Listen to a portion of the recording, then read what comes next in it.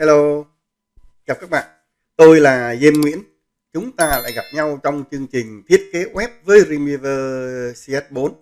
Ở trong bài trước, chúng ta đã biết về cấu trúc cơ bản của một trang web. Trong bài này, chúng ta sẽ học về các thẻ HTML đầu tiên. Chúng ta sẽ nhấp đúp file HTML lên để thiết kế.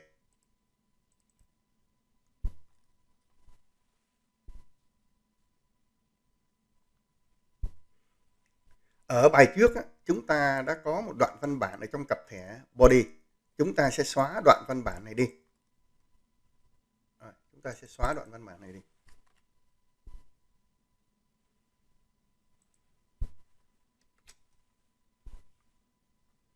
Chúng ta sẽ học thẻ đầu tiên là thẻ P. Thẻ P. Thẻ P của Việt Nam đấy nha. Chữ P của Việt Nam đó nha.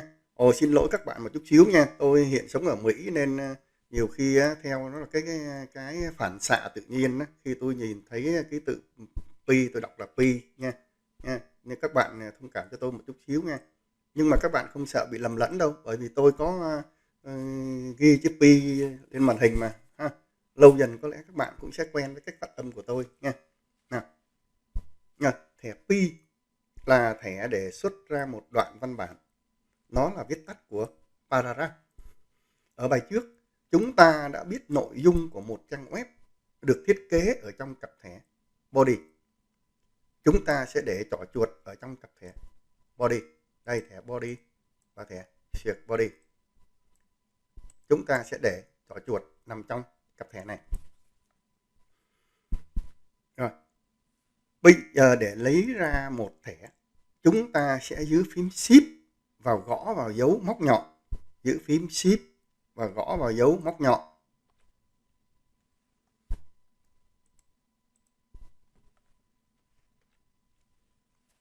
Được chưa nào? Rồi, các bạn thấy nó sẽ hiện ra một cái hộp thẻ.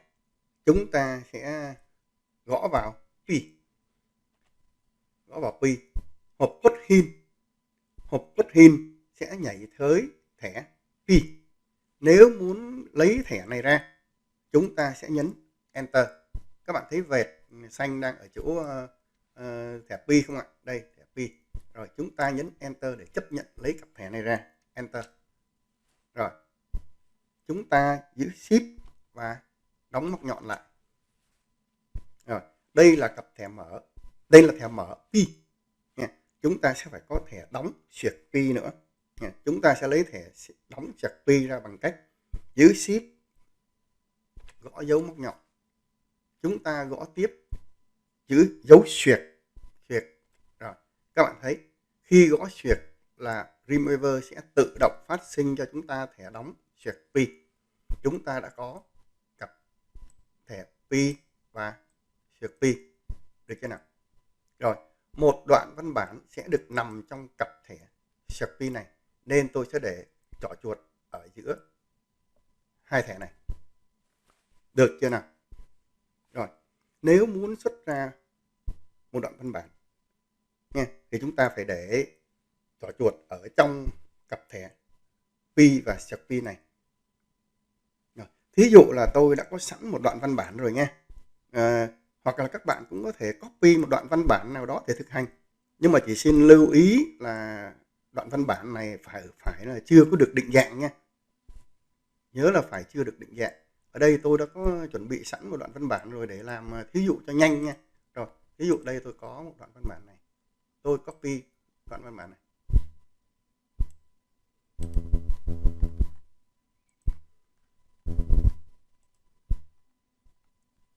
Rồi, tôi trở về bên Dreamweaver và dán vào. Tôi Ctrl V đi, dán Ctrl V để dán lại. Rồi, các bạn thấy chưa ạ? Rồi,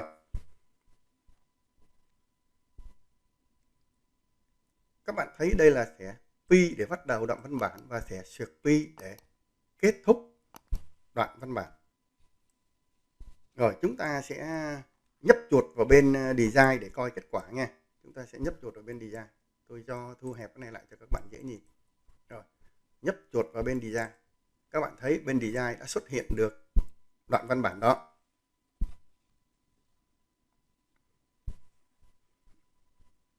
Rồi, bây giờ chúng ta sẽ coi thử trên trình duyệt coi nó có xuất ra được đoạn văn bản này không nha. Rồi. File, save. Cái này chúng ta được học ở trong bài trước rồi đúng không ạ? File, save. Rồi, chúng ta phải trước khi coi trên trình duyệt chúng ta phải save cái trang này lại. Rồi. Preview in Chrome. Thí dụ tôi chỉ có coi trên trình duyệt Chrome thôi nha. Chúng ta chưa có cần coi trên Firefox. Rồi, coi trên Chrome. Các bạn thấy chúng ta đã xuất ra được đoạn văn bản đó. Được chưa nào? Rồi, tôi tạm minimize cái trình duyệt này lại. Rồi, bây giờ nếu muốn có thêm một đoạn văn bản nữa thì chúng ta sẽ phải lấy ra thêm một cặp thẻ pi nữa nha.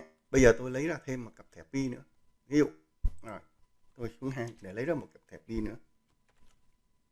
Pi, enter. Đóng móc nhọn lại. Mở móc nhọn ra để lấy cặp thẻ đóng. Gõ xuyệt để lấy thẻ đóng. Rồi, được chưa nào? Để con trỏ chuột ở giữa cặp thẻ pi và xuyệt pi này nha. Rồi. Rồi các bạn gõ một nội dung gì cũng được nha. Ở đây tại tôi copy làm thí dụ cho nhanh thôi nha. Rồi. Bây giờ tôi copy một đoạn văn bản thứ hai. Ví dụ đây là đoạn văn bản thứ hai. Tôi copy đại thôi nha, cho nó nhanh nha. Rồi. Copy. Trở về bên Remover. Trỏ chuột đang nằm trong cặp thẻ pi. Tôi nhấn Ctrl V để dán ra. Ctrl V. Các bạn thấy. Chúng ta đã có đoạn văn bản thứ hai được nằm trong cặp thẻ pi và CP. Được chưa nào? Nhấn chuột xuống bên design để coi kết quả. Các bạn thấy chúng ta đã có cặp thẻ pi. Rồi, được chưa nào? Rồi, chúng ta sẽ coi thử trên trình duyệt coi sao nha. File, save. Rồi, trở lại trình duyệt. Trở lại trình duyệt Chrome. Chúng ta nhấn reload lại cái trang này nha. Rồi khi reload lại các bạn thấy nó đã xuất lại được đoạn văn bản thứ hai. Được chưa nào?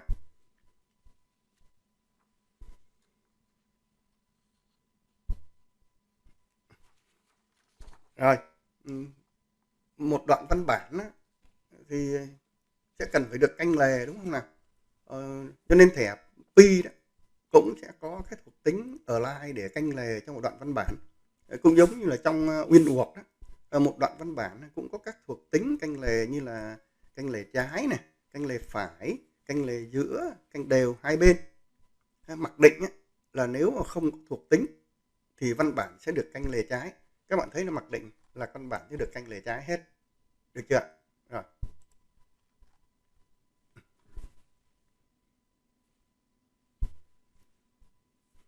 Thí dụ bây giờ tôi sẽ canh đều cho đoạn văn bản đầu tiên. Đây là đoạn văn bản đầu tiên. Tôi sẽ canh đều cho đoạn văn bản đầu tiên. Thì tôi đặt con trỏ chuột. Tôi đặt trỏ chuột. Đây, đặt trỏ chuột. Ở sau chữ pi của thẻ pi. Sau chữ pi của thẻ pi. Và nhập vào một khoảng trắng nha. Tôi nhập vào một khoảng trắng. Các bạn thấy hộp code hin sẽ xuất hiện. Hộp code hin sẽ xuất hiện. Không? Rồi. Tôi nhấn vào chữ E. Chữ A đó, chữ A Việt Nam đó nha. E. Rồi, các bạn thấy code hin đã nhảy tới align. Các bạn thấy align đang được sáng không ạ? Đây, align. Code hin đã nhảy thẻ tới align. Rồi. Tôi enter để lấy ra thuộc tính align này. Enter. Rồi, thuộc tính align. Các bạn thấy nó tiếp tục hiện ra một hộp giá trị nữa. Và thí dụ bây giờ tôi chọn canh đều hai bên cho đoạn văn bản này đi ha. Đều hai bên là justify. Ok. Justify. Dùng phím mũi tên để di chuyển nha. Phím mũi tên cho bàn phím để di chuyển, rồi tôi chọn tới justify. Enter. Enter. Tôi đã lấy ra được thuộc tính align là justify. Ok, nhấp chuột xuống bên design để coi kết quả. Ở đây tại vì dòng này nó ngắn quá nha, ngắn quá cho nên là các bạn thấy không thấy rõ cái kết quả bao nhiêu. Đây, nếu mà để nhỏ lại một chút xíu các bạn thấy rõ hơn đúng không ạ? Khi mà nó sát lề như thế này, mặc dù nó có 2 dòng thôi nha, nó có 2 dòng thôi nhưng mà có điều nó sát này mà nó khác cái này có nghĩa là nó cũng đã đúng rồi. Được chưa nào? Rồi, ok. Chúng ta tạm coi như vậy đi nha. Rồi, file save. Rồi, chúng ta coi trên trình duyệt. Reload lại, nhấp reload display. Cũng khó nhìn ha. Rồi, ok, các bạn thấy đã được rồi đúng không? Dòng đầu tiên sẽ đã được canh đều hai bên. Được chưa nào? Rồi.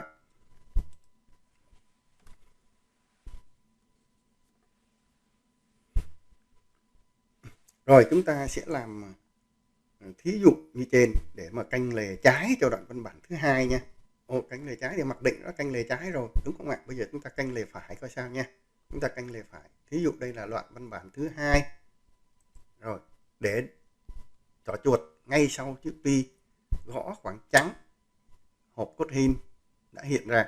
Rồi, tôi nhấp Align hoặc nhấn chữ E nha, nhấn chữ E là Align. Nhấn Enter để chấp nhận thuộc tính Align. Dùng phím mũi tên để chọn tới. Thí dụ bây giờ tôi là canh phải, Right, Enter. Rồi. Nhấp chuột xuống bên Design. Chúng ta thấy đoạn văn bản đã được canh phải. Rồi, File, Save. Và chúng ta coi lại, check lại trên trình duyệt. Reload lại. Các bạn thấy đã được canh phải. Được chưa nào? Rồi, đã được canh phải. Được ha? Rồi, canh phải. Rồi, các bạn nắm sơ được tới đây chưa nào? Nha, nắm sơ được tới đây. Rồi các bạn để ý đấy. Điều nữa, các bạn để ý này. Các bạn để ý là khi coi trên trình duyệt đó, thì mặc định là các đoạn văn bản nó sẽ cách nhau một dòng. Đây các bạn thấy nó có hở ra một dòng không ạ? Đây là một đoạn này và đây là một đoạn này, nó hở ra một dòng nha. Tức là mặc định là như thế nha. Rồi sau này khi mà học cái phần CSS chúng ta sẽ định dạng cho cái phần hở này. Rồi. Chúng ta bây giờ chúng ta tạm biết tới đây thôi nha. Rồi bây giờ các bạn bôi đen chữ right này đi. Bôi đen chữ right này và chúng ta gõ chữ left lại. Left.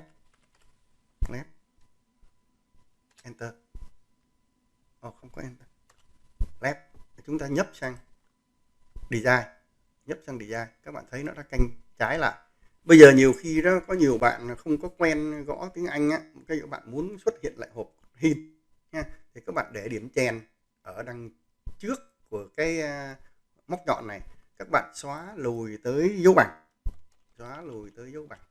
Rồi, các bạn giữ shift và nhập vào dấu nháy đôi á, các bạn thấy nó đã hiện ra cái hộp giá trị cho các bạn. Rồi các bạn chọn nha. Thí dụ bây giờ tôi chọn lại đây là canh trái đi nha. Thí dụ thôi, tôi chọn lại canh trái. Hồi nãy là canh phải đúng không? Bây giờ tôi chọn canh trái. Nhấn enter. Rồi, canh trái. Tôi nhấp xuống. Rồi, được chưa nào? Nha. Rồi. Chúng ta tạm biết tới đó nha. Rồi các bạn để ý đó. Để xuất ra một đoạn văn bản ở trên vừa rồi chúng ta đã xuất ra các đoạn văn bản ở trong chế độ coding. Bây giờ để xuất ra một đoạn văn bản ở chế độ design thì như thế nào? Rồi, bây giờ là tôi sẽ xuất ra một đoạn văn bản ở bên chế độ design. Tôi sẽ copy đoạn văn bản. Thí dụ đây tôi copy đoạn văn bản thứ 3. Đây rồi, văn bản thứ 3. Copy. Trở về bên Dreamweaver. Tôi để trỏ chuột ở bên design. Và tôi paste. Được chưa nào? Paste. Rồi các bạn quan sát thì thấy như thế nào? Đoạn văn bản này đó, các bạn nhìn bên phần coding. Bên phần design đoạn văn bản các bạn vừa dán là bắt đầu từ chữ nếu bạn muốn sở hữu ngay cho tới tam rông vân vân vân, đúng không ạ? Và các bạn nhìn thấy ở bên đây là bên design, nó không có được tô bô đen để các bạn dễ nhìn nha. Rồi bô đen, đoạn văn bản này ở bên coding cũng được bôi đen, nhưng mà các bạn thấy nó không được nằm trong cặp thẻ pi, đúng không nào? Nó không được nằm trong cặp thẻ pi đó. Rồi bây giờ đó, nếu muốn nó được nằm trong cặp thẻ pi thì chúng ta sẽ phải quét chọn nó. Đây tôi đã quét chọn rồi, đúng không ạ? Rồi các bạn nhìn ở trong hộp property, đây là hộp property, ở phần format, hiện đang nói đang là none. Tôi nhấp cái mũi tên và chọn vào paragraph nha. Các bạn nhấn paragraph, các bạn nhìn ở bên coding thì đoạn văn bản vừa rồi đó đã được nằm trong cặp thẻ pi và suyệt pi. Đây pi và suyệt pi, được chưa nào? Được rồi ha. Rồi ok, chúng ta đã coi như là nhập được một đoạn văn bản ở trong phần design. Bây giờ đó thí dụ bây giờ tôi canh phải cho đoạn văn bản này đi nha. Canh phải cho đoạn văn bản này thì như thế nào? Để mà canh phải trên đoạn văn bản này đó, chúng ta sẽ có thể là vừa rồi chúng ta làm tương tự như phần trên nha. Chúng ta sẽ gõ khoảng trắng và gõ chữ E. Nó đã nhảy tới, hộp code hin đã nhảy tới thuộc tính align, gõ nhập enter để chấp nhận align, thuộc tính align. Nó sẽ xuất hiện hộp giá trị. Thí dụ bây giờ tôi chọn giá trị là vừa rồi là canh đấy, bây giờ canh phải đi ha, canh phải. Rồi ok, canh phải. Rồi nhấp xuống bên design, các bạn thấy đoạn văn bản đã được canh phải. Rồi bây giờ là chúng ta đã có mấy đoạn văn bản rồi, 1 2 3, 3 đoạn văn bản rồi. Tôi sẽ nhập một đoạn văn bản thứ tư. Ví dụ đây là đoạn văn bản thứ tư. Copy, trở về bên Dreamweaver và tôi paste. Rồi, cũng tương tự như trên cái đoạn này đó, chúng tôi mong muốn cho tới càng tốt hơn đó, vẫn không có được, các bạn nhìn thấy ở bên coding ấy, nó vẫn không có được nằm trong cặp thẻ pi. Rồi tôi sẽ làm tương tự như trên là format paragraph, nó sẽ xuất hiện cặp thẻ pi cho chúng ta, được chưa nào? Ở đoạn văn bản này thí dụ như là tôi sẽ canh đều hai bên cho nó. Rồi tôi nhấp khoảng trắng, được chưa nào? Nhập E, hộp code hin nhảy tới thuộc tính align, enter để chấp nhận thuộc tính align. Rồi xuất hiện hộp giá trị, dùng phím mũi tên để chọn giá trị. Thí dụ tôi chọn giá trị justify. Justify rồi đi ha, center đi, center. Rồi enter để chấp nhận giá trị này, enter. Tôi nhấp xuống bên design để coi kết quả. Rồi đoạn văn bản thứ tư đã nằm trong, đã được canh giữa nha. Rồi CVO coi sao nhé, sai CVO và chúng ta coi trên trình duyệt, trở lại trình duyệt Chrome.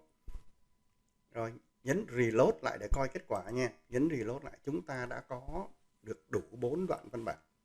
Đoạn văn bản thứ nhất là canh đều hai bên, đoạn văn bản thứ hai là canh trái, đoạn văn bản thứ ba là canh phải, đây là canh trái, canh phải, và đoạn văn bản thứ tư là canh giữa. Được chưa nào? Ok, được ha. Rồi vậy là chúng ta đã xuất được 4 đoạn văn bản với 4 cách canh lề khác nhau. Chúng ta sẽ học tới một thẻ kế tiếp là thẻ tạo ra xuống dòng. Thẻ xuống dòng là BR, nó là chữ B chữ R của Việt Nam đấy, BR của Việt Nam đó nha. Tôi quen đọc là BR, các bạn thông cảm chút nha. Thẻ BR nó là viết tắt của break. Thẻ này là một thẻ đặc biệt, nó không có thẻ xuyệt bia nha, nó không có thẻ xuyệt break, không có thẻ xuyệt bia. Rồi, thí dụ chúng ta sẽ tạo một xuống dòng ở sau cái dòng chữ. Rồi, sau dòng chữ nào bây giờ? Nào, thí dụ bây giờ là sau phụ kiện ngành ảnh này đi nhá. Sau phụ kiện ngành ảnh, các bạn thấy sau phụ kiện ngành ảnh này. Rồi, để điểm chèn ngay đây. Các phụ kiện ngành ảnh. Rồi. Thí dụ chúng ta sẽ tạo một xuống dòng ngay đây. Chúng ta sẽ gõ giữ shift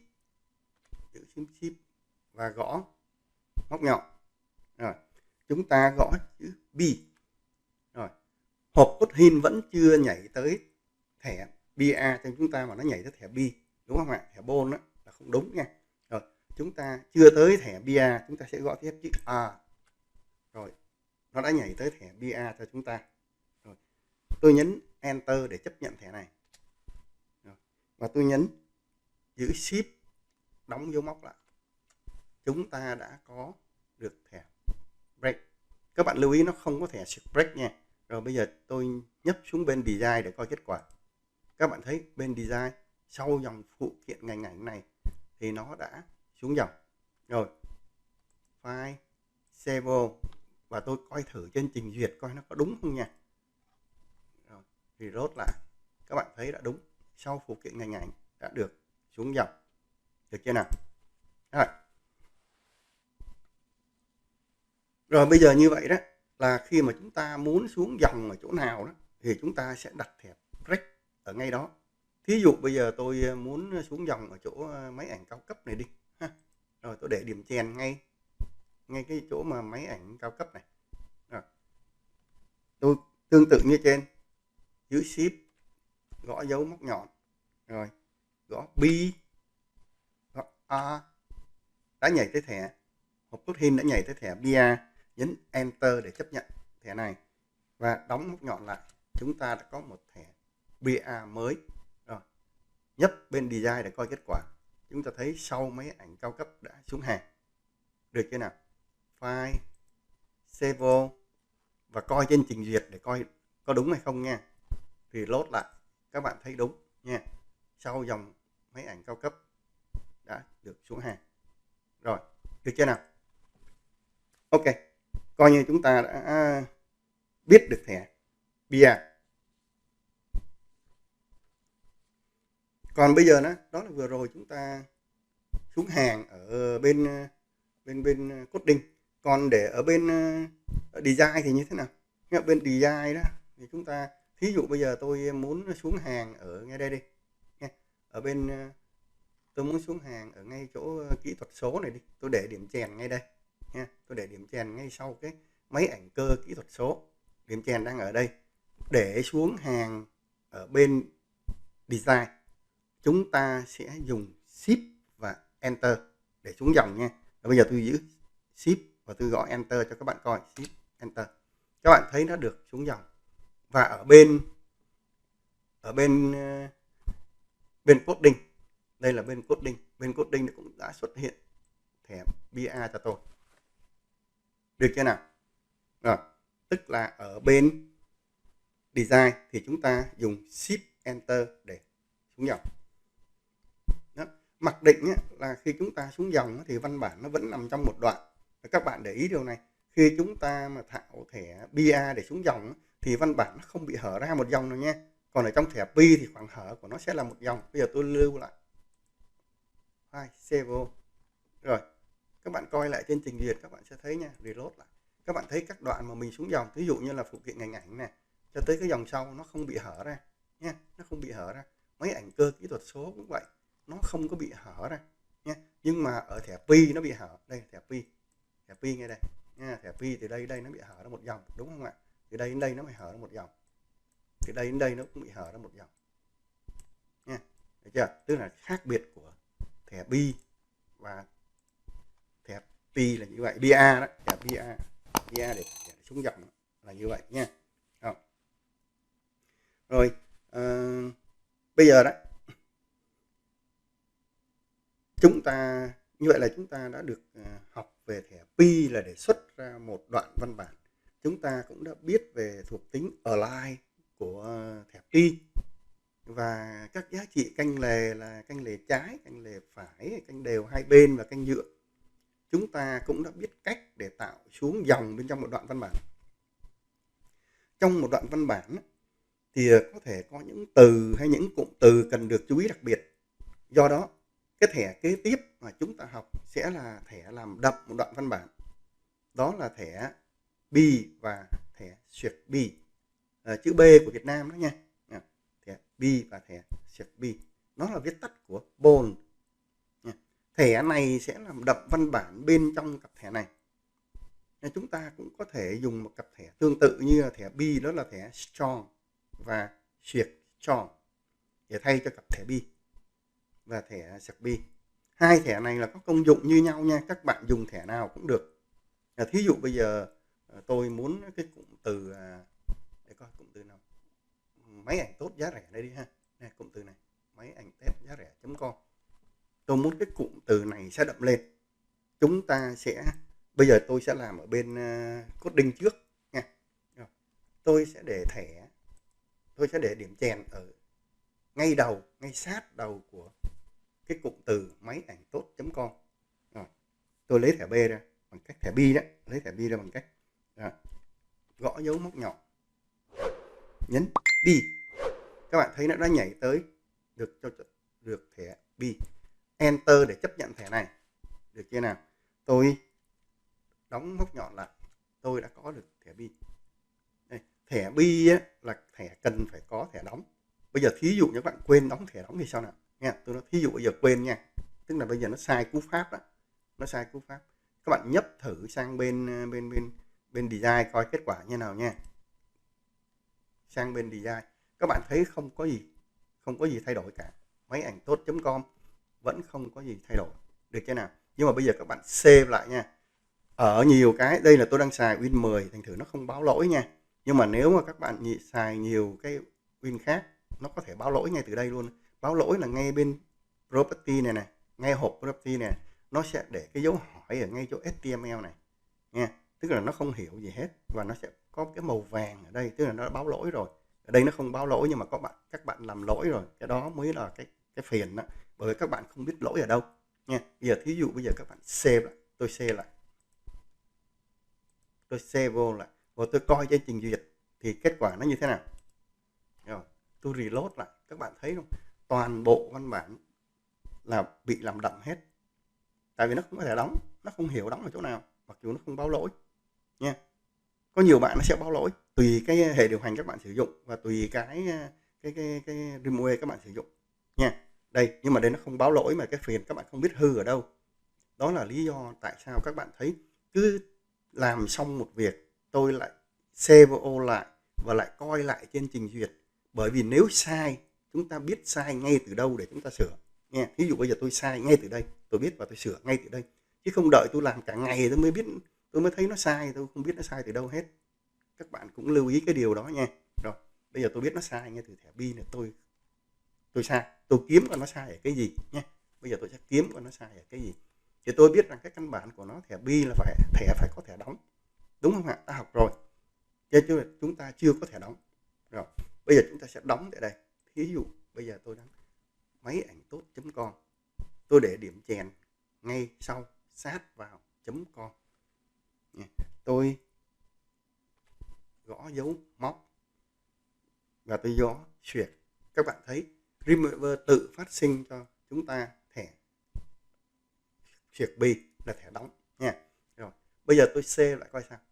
File, bây giờ chưa cần save nha các bạn. Nếu mà các bạn đúng cú pháp rồi, các bạn nhấp sang bên design, các bạn cũng thấy kết quả liền. Nhấp bên design các bạn thấy máy ảnh tốt.com đã được làm đậm lên, đúng không nào? Hồi nãy đâu có làm đậm đâu, nhưng mà nó cũng không làm đậm hết nữa nha, cái đó phiền đó. Bây giờ file, save vô, các bạn coi trên trình duyệt, reload lại, các bạn thấy chỉ có máy ảnh tốt.com là được làm đậm thôi, được chưa nào? Ok.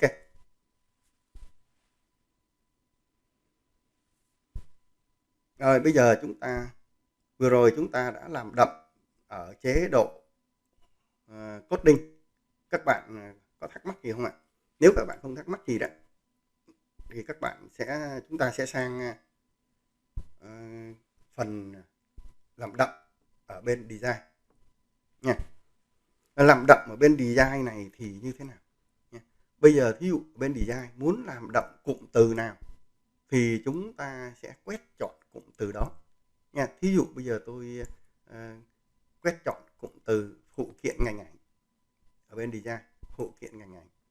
Rồi, các bạn thấy ở bên coding nó cũng được quét chọn, được chưa nào? Rồi, bây giờ các bạn nhìn ở dưới hộp property, các bạn thấy có cái nút B là bold, các bạn nhấp B. Rồi, các bạn thấy nó đã xuất hiện cho chúng ta đậm lên nha. Bên design cái cụm từ phụ kiện ngành ảnh này đã được làm đậm lên, và ở bên coding Dreamweaver đã tự phát sinh cho chúng ta cặp thẻ strong và duyệt strong nha. Vừa rồi tôi có nói là thẻ B và thẻ strong thì nó là tương đương nhau nha. Rồi, được chưa nào? Rồi, chúng ta còn một cách nữa.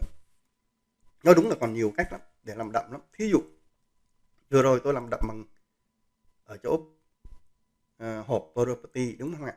Bây giờ thí dụ tôi quét chọn cụm từ máy quay phim kỹ thuật số. Rồi, bây giờ tôi không sử dụng ở đây nữa thì sao?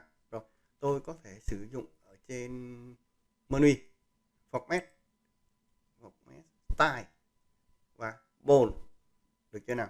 Bold, các bạn thấy cái cụm từ máy quay phim kỹ thuật số ở bên design cũng được làm đậm lên, và ở bên coding nó cũng đã xuất hiện cho tôi cặp thẻ strong và duyệt strong. Duyệt strong nha, cái duyệt nó quay bay qua đây rồi. Rồi, được chưa nào? Đó là một cách. Còn cách nữa nha, cách nữa thí dụ bây giờ là ở bên bây giờ chữ DSL này đi nha, DSL tôi quyết chọn DSL nha, và tôi ở bên còn cái tab tôi sử dụng tab text đây, các bạn thấy ở trên đây cái phần tool mà cái phần tool rồi text, và tôi nhấn bold nha, tôi cũng có kết quả tương đương, cũng phát sinh ra cho tôi cặp thẻ strong và duyệt strong. Rồi thí dụ bây giờ mà để bỏ làm đậm thì như thế nào? Cũng dễ mà ha. Ví dụ cho tôi là bỏ chọn thôi nha, nhấp bỏ bold rồi nó trở lại như cũ. Được chưa nào? Rồi.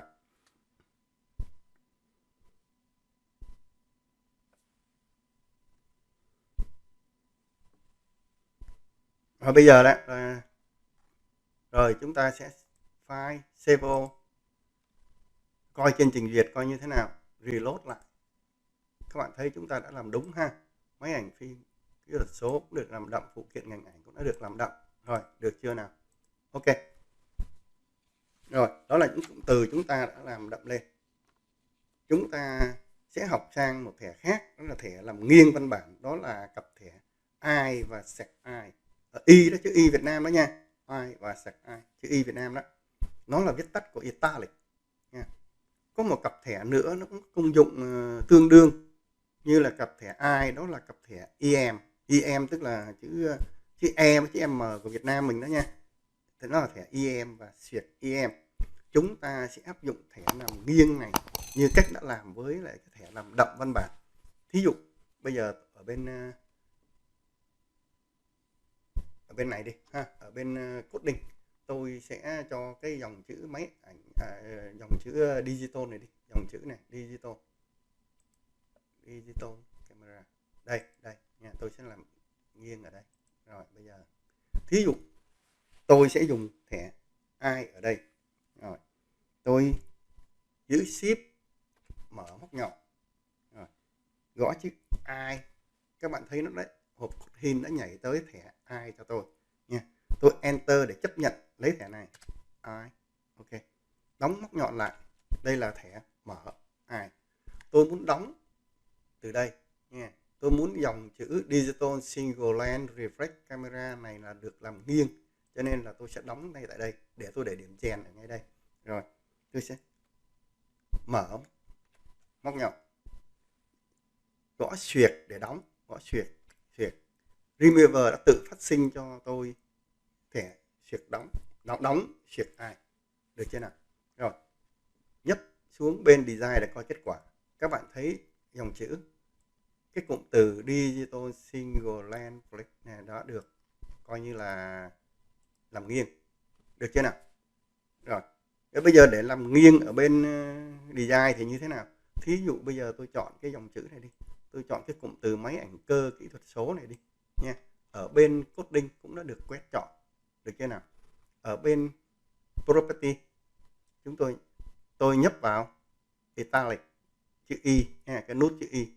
Rồi, các bạn thấy nó cũng được làm nghiêng. Được chưa nào?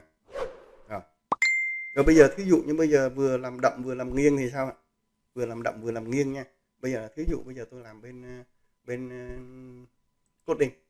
Rồi, máy ảnh tốt.com này vừa rồi chúng ta đã làm đậm được rồi đúng không? Nó được nằm trong cặp thẻ bi và sạc bi, tức là hiện tại nó đang đậm. Bây giờ tôi muốn nó nghiêng luôn thì sao? Muốn nó nghiêng thì tôi kẹp sát máy ảnh tốt.com này, tôi mở và này tôi sẽ mở móc nhọn, nhấn chữ I, chấp nhận thẻ I, đóng móc nhọn. Được chưa nào? Đây là mới là thẻ mở.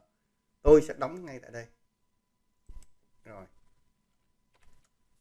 mở móc nhọn, gõ Shift Remove tự phát sinh cho tôi thẻ đóng. Được chưa nào? Rồi, nhấp xuống bên design để coi kết quả. Máy ảnh tốt.com đã vừa đậm vừa nghiêng. Được chưa nào? Thí dụ bây giờ tôi muốn bỏ nghiêng cái này thì sao? Ở bên design tôi có thể quét chọn và tôi nhấp chữ I để bỏ làm nghiêng. Nó trở lại như cũ. Được chưa nào? Rồi. Rồi, các bạn thấy đó, những thao tác chúng ta vừa thực hiện ở chế độ design ấy, thì nó gần giống như là chúng ta thao tác định dạng văn bản ở trong WinWorks. Tức là khi thao tác ở phần design nó sẽ trực quan và nhanh hơn ở phần coding. Như thế là có bạn nào thắc mắc và hỏi thế thì tại sao chúng ta không chỉ học thiết kế ở phần design cho nhanh và dễ mà chúng ta lại tự làm khó mình khi là học thiết kế ở phần code này? Có thể giải thích sơ cho các bạn như sau. Nếu mà chỉ thiết kế web ở phần design, các bạn chỉ có thể thiết kế được những trang web rất là cơ bản, hầu như nó không có giá trị cao đâu. Các bạn cũng sẽ rất khó tùy biến giao diện của trang web.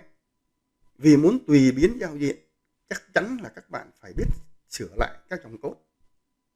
Dĩ nhiên là muốn sửa code thì chắc chắn là phải biết viết code, đúng không nào?